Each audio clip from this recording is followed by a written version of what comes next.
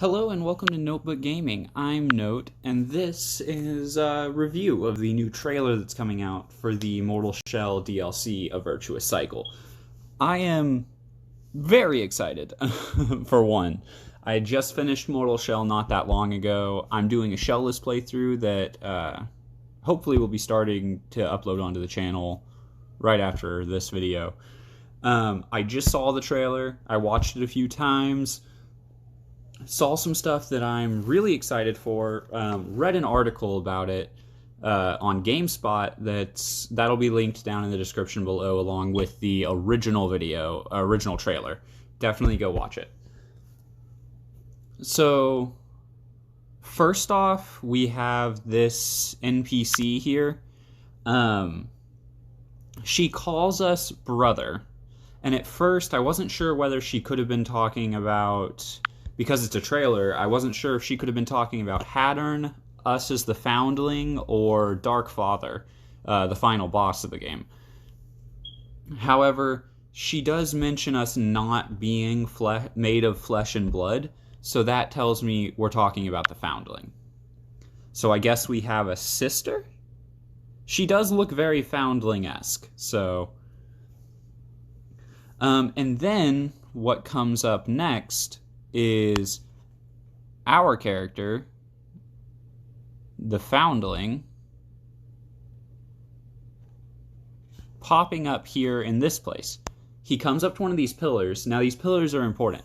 So, in the article I read, it talks about how the pillars are going to have abilities and such. So, while I don't believe this is the new UI for the skill trees, this is simply the slots for the ability skills that we can get from these pillars. If you look, you see a picture on each of these parts of the branches of this tree representing different things for different abilities. Like right here, he has Ashen Kick selected. It's right in front of the picture for a kick. We also have a picture for the Tarnished Seal, so that'll be skills for parrying. I believe above that, skills for attack, skills for hardening, then your dodge, specifically the step. In the middle there seems to me to be just a basic overall body modification, so maybe an increase to one of your stats like resolve, health, or stamina, or maybe just a durability bonus, less damage, things like that. Then after that is for the roll specifically, not just the step dodge. And we will see that skill up there be used later in the trailer. We have one showing the shell, entering the shell, which I'm not really sure about. And then finally it shows, I believe that is the harden ground pound. So we'll be able to boost and upgrade each of these. Below that, we have a picture of the hollowed sword with skills on both sides. One, I believe, is for attacking, and the other one for abilities while you're holding said weapon. And I believe that will change, and you can equip any abilities to any weapons, most likely. Then below that, we have a ballista, the Ballista Zuka, I'm sorry. And it has one skill slot. And we see a skill used with the Ballista Zuka later in the trailer as well. Alright, let's go ahead and keep moving forward. So there, boom, we see the Ashen Kick. He used his empowered kick, and it caused a explosion of fire and the fire status effect to appear on the enemy, which is really cool. So we can expect other stuff like that from the abilities we can pick up. Here we see the boom, just like that. We'll pull it back so you can see it again. He step dodges and nothing happens. But the second he rolls, an ability activates and he shoots knives in all directions. Now, in the article I read, it did say that the new shell, which is Hattern, that obvious, like if you weren't able to tell from looking at him, he is Hattern from the tutorial and from every time you fight to get your new weapon. They mention that he is good with knives, so this could just be one of his normal shell abilities. However, I think we're seeing one of the abilities you could unlock from those pillars that they talk about in the article being everywhere. I think they're specific to the new roguelike mode they've added into the game, but I can't be 100% sure. Hopefully not, because these abilities look really strong and really fun. All right, we're going to move on just a little bit longer. Okay, and this is what I was talking about with the weapon abilities. So we see him swipe and take out a whole group of basic enemies with the Martyr's Blade.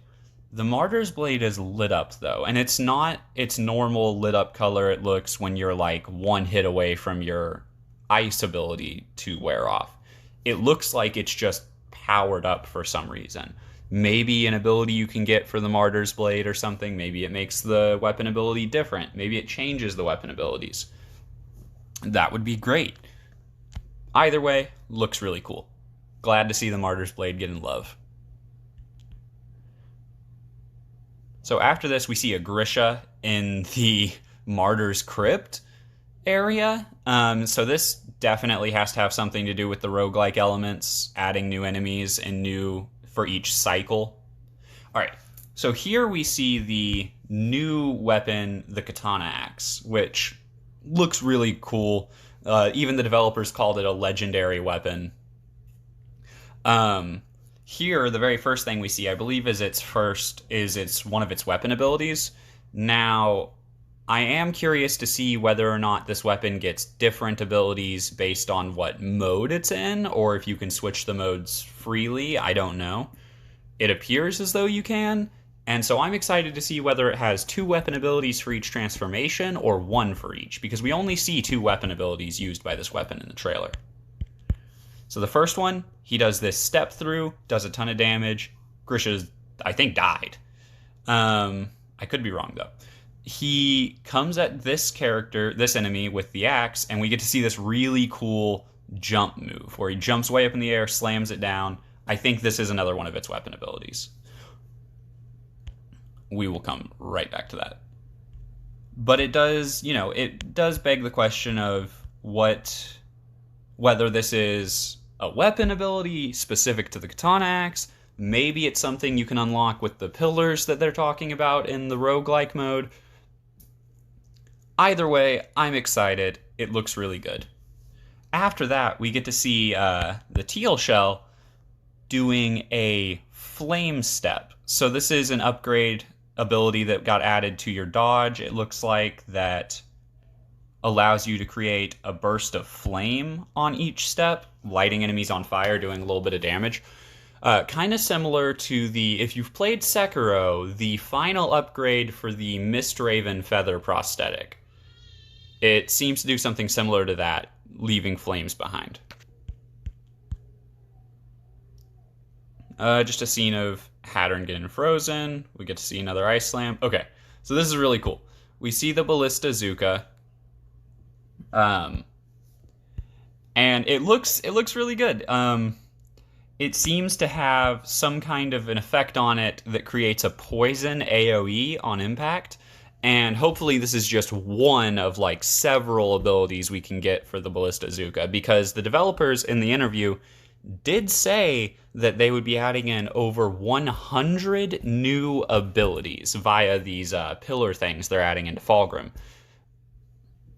And I'm excited about it, which means stuff like the Ballista Zuka, just for one example, one of the simplest examples, the Ballista Zuka, we have a poison AoE right here. We could get a freezing AoE or a flame AoE, turn it into a real bazooka, Maybe a cluster fire Ballista Zuka shot.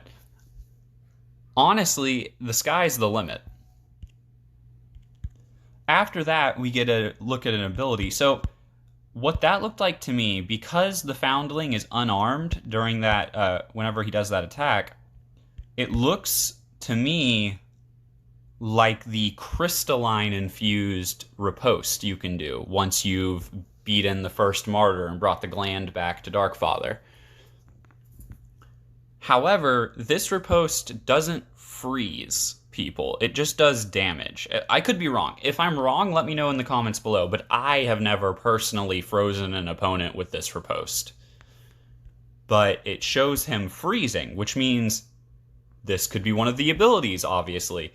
I keep going on and on about these abilities, but they change the game a lot depending on what build you're going for, how you're planning on going through. Up next, we see Eridrum hit somebody, and then boom, explosion from the mace.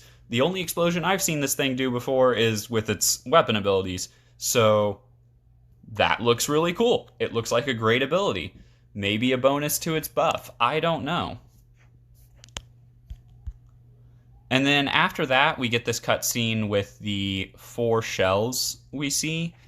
And it shows us... Here, let me put it back into normal playback speed for this. So we see the Hattern shell, or a shadow of it, I guess. And then you in the Hattern shell, fighting it. And then 2 smaller details after that. A, there's an electric lute added to the game, which is amazing. And B, the cat is no longer in Vlas's shop, but he's on our workbench. And I, for one, am very happy about that. I show him way more love than Vlas ever did. And then after that, we get the release date, which is August 18th. In the article, it says it'll be releasing at $8, which is a really good deal, especially for such a great game. I'm really excited to see the DLC. I'm really excited to download it. You can bet your ass it's going. I'm doing a playthrough of it on the channel. That's really all I got, guys. Leave comments down below what you're most excited for. Maybe abilities that you hope to see that weren't showcased in the trailer. And just go wild in the comment section with speculation. Alright, thank you guys for watching. Have a wonderful day, Ashen Ones.